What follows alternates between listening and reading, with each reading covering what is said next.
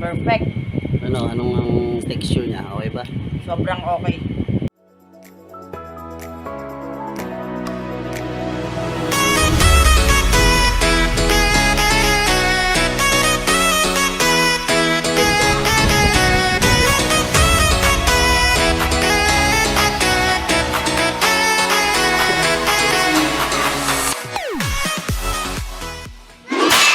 So, ayun guys. This is Lord Mark of Ink Factory TV. So, ang gagawin natin ngayon is beef steak natin, okay? So, kung naalala ninyo sa ating previous episodes, sa ating cooking ng ina mo episodes. Ayan. So, meron tayong ginawa na beef steak. Kaya lang, napanipis kasi yung cut ng beef steak. So, hindi natin masyadong nabigay yung medium rare na pinapangarap natin. Actually, first time lang din natin gagawin yun, okay? Kaya medyo sumablay. Okay lang yun guys. Importante sumusubok tayo. So ngayon, bumili kami. Medyo napakapal-kapal na. So siguro naman kahit papano ma-achieve na natin yung gusto nating mangyari. So yan ang abangan niyo ngayon guys ha. Saka pala guys, konting-konti na lang. Less than 30 subscribers na lang ang kailangan natin para ma-achieve natin yung 1,000 subscribers. Okay. Sana naman sa mga bago, play and paki-like yung mga video, subscribe para at least naman magkaroon kayo ng notifications every time na meron tayong bagong video. Ano po ba ang ma-expect niyo sa mga videos natin or sa channel na ito? Siyempre meron tayong pagluluto, food travel, meron tayong mga pagtatato, laser tattoo removal kasi po ako po ay tattoo artist at kahit papano ako naman ay nagbubura din ng tattoo. Kaya binigay ko po parang tulong sa mga gustong maghanap ng trabaho pero nahihirapan dahil sa kanilang tattoo, okay? So hindi naman natin maiiwasan yun kasi prerogative yun ng mga company. So ang ginawa natin is nag-avail tayo ng laser tattoo removal machine at ginawa nating affordable, okay, para sa ating mga kababayan. So yan po ang mga asahan sa channel kong ito, okay? Hopefully guys, syempre kapag medyo marami-rami na tayo sa ating team, bakit tinatawag kong team? Kasi guys, kasama kayo sa channel na to, okay? So sino man yung susuporta sa atin, kung sino man yung mga kasama natin, kasama ng mga team ko dito, tayo po ay isang team. So kung ano man yung mga malilikom natin sa channel na to, gagawa tayo ng paraan para maitulong naman natin sa kapwa nating nangangailangan. We will make sure na talaga namang pipili tayo ng tutulungan. We make sure na we will change their lives, okay? Hindi yung parang bibigyan lang natin silang panandali ang kaginhawahan, okay? So kung paano yan, pag-uusapan natin yan once ready na tayo, okay? So balik tayo guys. Ayun, prepare ko muna lahat ng ingredients natin and then rock and roll na tayo sa ating pagluluto, okay? So, wait mo ako dyan. So, mura lang to. So, ito guys, yung brisket part, okay? So, yan, nasa ano to. Ang per kilo nito is 555 lang sa may Robinsons, okay? So, ginawa natin, pinakapalan natin ng konti. So, almost 1 inch yung kapal ng isang hiwa. So, umabot siya ng 932.40. Mahigit naman po ito sa 1 kilo. 1.6 kilo siya, okay? Tapos, dalawang klaseng beef yung ginawa natin para matry din natin itong sirloin. Ito naman is mas mahal kasi ito is 740 per kilo, okay? So, ito is lampas lang ng konti sa kalahati, 0.62. Ito is mas malambot to kaya mas mahal, okay? So, dito muna tayo sa brisket. Okay, so yan, hihiwain na natin yan doon sa desirable sizes na gusto ninyo, okay?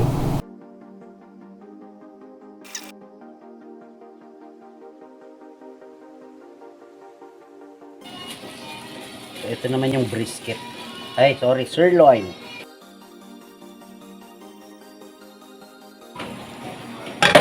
Ito yung sirloin natin. Yes. Kapal. Okay, so at this point, hihiwain natin yung ating sirloin kasi medyo napakapal para at least hindi siya mahirap lutuin. Okay na yan. So, yan. Meron tayong 1, 2, 3, 4. 4 lang. 4 lang gamitin natin ha. Huwag naman na to. Tapos itong sirloin. Okay? Okay, so notice, hindi ko hinugasan yung ating karne kasi para hindi masayang yung kanyang juices na nandun pa. Anyways, maluluto naman yan.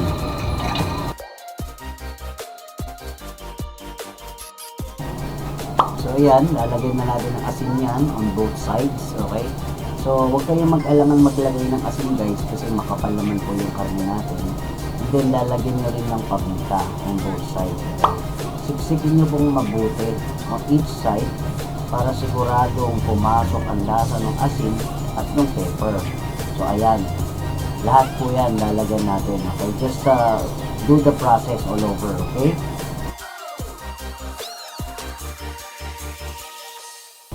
So, kung mapapansin nyo, hindi natin ginamitan ng kahit anumang oil or mantika na pangkapit ng ating salt and pepper, okay? Pero guys, nasa sa inyo naman po yun kung gusto nyong gumamit ng mantika na available sa inyo, okay?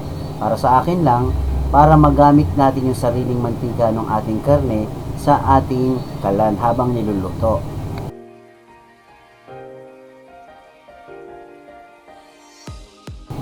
So ayan, dinagdagan natin ng medyo marami-raming pampalasa dyan kasi makapal naman po yung ating karne at alam naman natin na medium rare ang target natin for this time.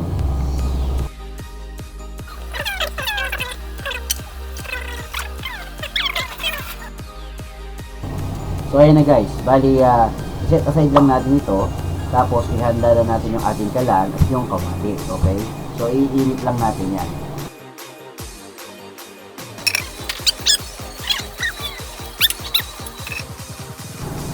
Okay, so ito, bali sinisindihan na natin yung kalan natin. Ilagay natin yung ating pan grill, okay? Kung wala kayo nyan guys, siguro pwede rin naman yung sa uling. Pahin nyo natin siya ng mabuti, and then ilagay na natin yung butter, okay? Pwede rin naman pong margarine, wala namang problema doon. So tunawin lang natin yan, spread out natin ng mabuti. At kung maaari guys, huwag kayong gagamit ng bakal sa inyong teflon, okay? Kaya lang kasi yung aking tira naman na, wala ka nang kailangang alagaan.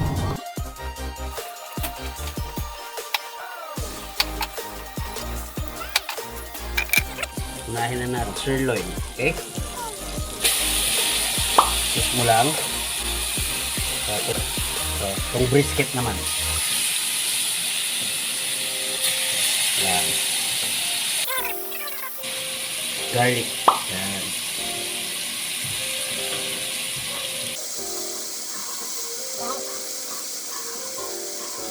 Yung ating oregano leaves.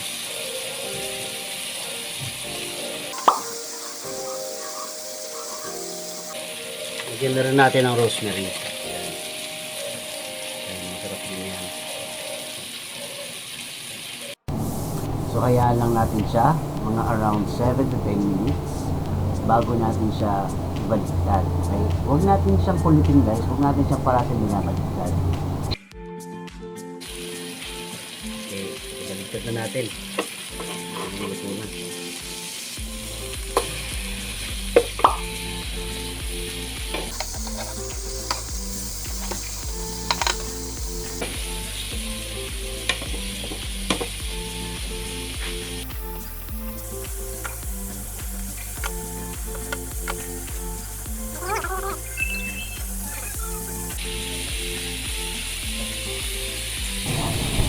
So ayan, i-press nyo lang po parati para at least mailabas natin yung katas ng karne natin, okay?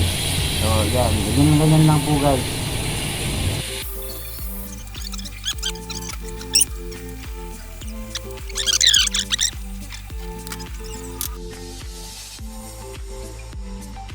So nilagyan ko ulit ng margarine yan kasi naubusan tayo ng butter. Para mas marami lang siyang creamy taste, okay? Siyempre, natutuyo yan habang nagsisisling yung ating frying pan or yung grill pan, okay? So, dagdagan mo lang ng butter or kung meron kang margarine.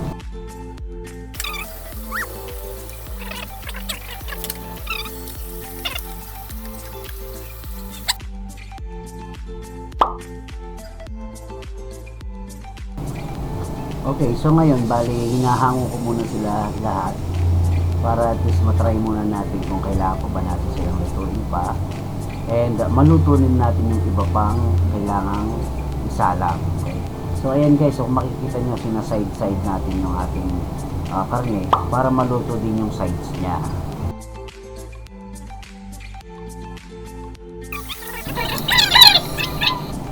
So isinanin ko na yung mga iba guys para magkaroon tayo ng space para dun sa mga hindi pa ito. Ilagay lang natin yung mga yan. At siyempre same process lang, tuloy lang natin. Okay?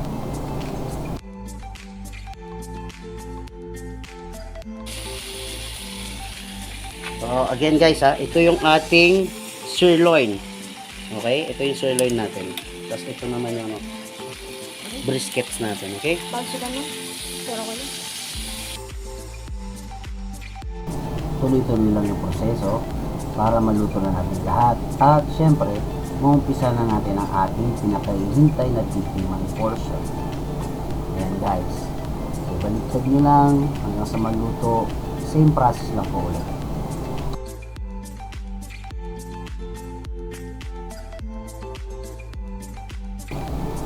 Okay, ayan. Sa palagay ko, okay na yan guys. Hanguin na natin yan.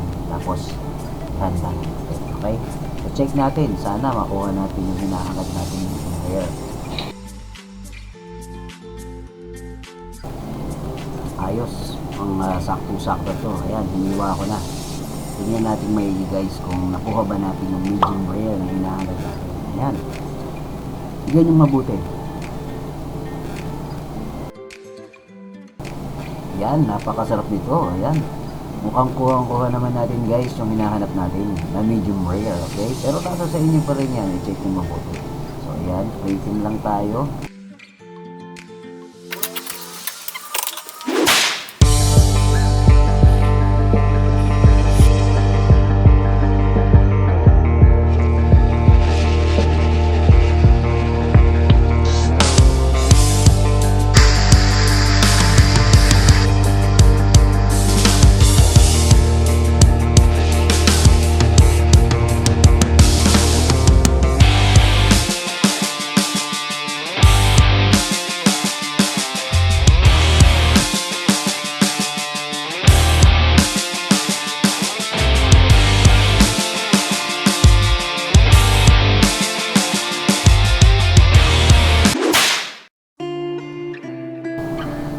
Ito na, first bite.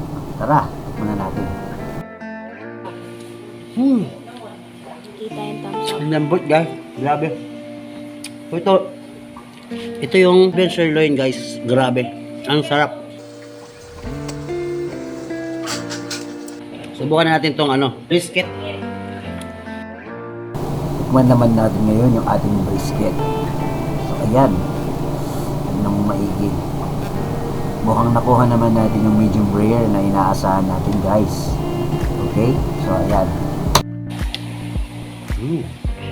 Sarap. Yun lang guys.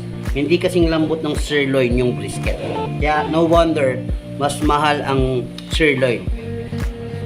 Sulit naman guys. Talaga naman. Kahit na napakapal yung ating cut ng ating sirloin, pero napakalambot. Okay? So guys, napakadali. I-try nyo ito sa bahay ninyo. Sigurado ko matutuwa yung mister ninyo or yung family ninyo.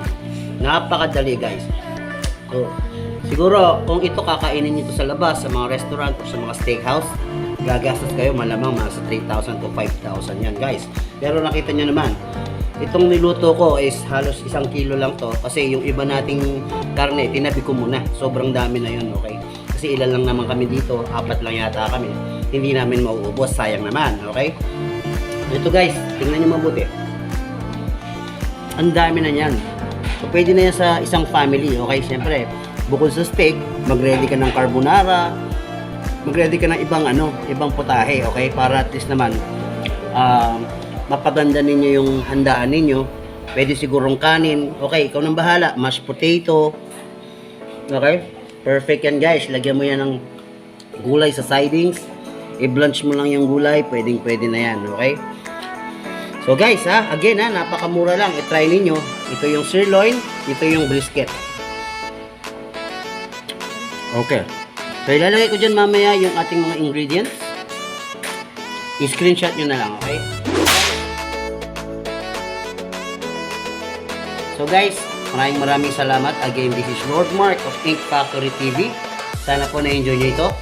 This is my episode na wherein tinry natin ulit yung ating beef steak. Okay? Kasi nga yung dati medyo sumablay.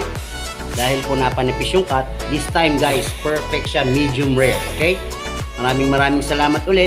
At sa mga baguhan, sana po mag-subscribe kayo para at least naman ay ma-notify kayo every time na may bago tayong video. Dito guys, medyo sabay-sabay tayong matututong magluto. Kung meron kayong gustong ipagawa sa akin, i-comment down below. Basta siguradong kaya natin, why not? So, maraming salamat. Kita-kita tayo sa susunod na video. Bye!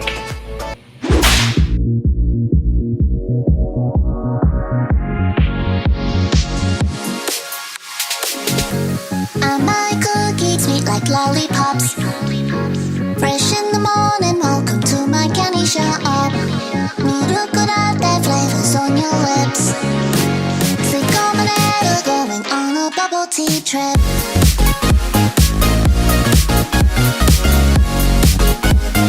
Going on a bubble tea trip.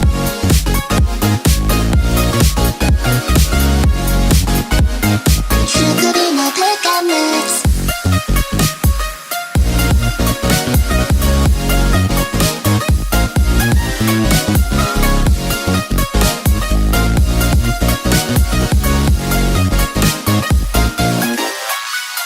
My 心の準備がないそっと君の手を握りしめていたいアイスクリームがとろけるほど My eyes, your eyes まで見合いたい好きなんでしょ岩のように Floating on the clouds また雨 Eyes flooded my head spinning round and round ミルクラテ Flavors on your lips 吸い込まれる Going on a bubble tea trip Fly away Sweet honey Can I stay with you いつまでも Fly away Sweet honey Can I stay Let my head spinning round and round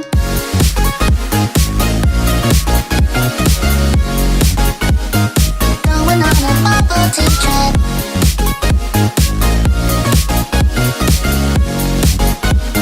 Sugary no peccan mix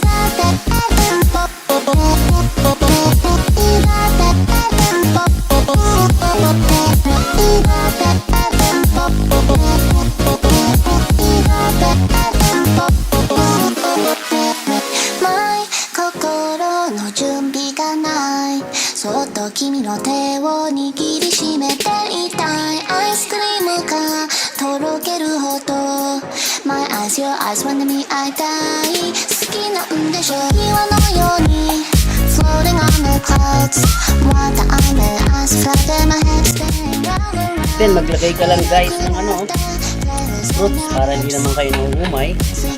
So ayan, tansya ko guys, hindi ka naman gagastos dyan ng 1,000 to 1,500. So pwede ng pan-date kasi kung nasa labas kayo at pumunta kayo sa isang formal na steakhouse, I guess gagastos ka ng 3,500 hanggang 5,000. Okay? So ayan, subukan nyo yun guys ha.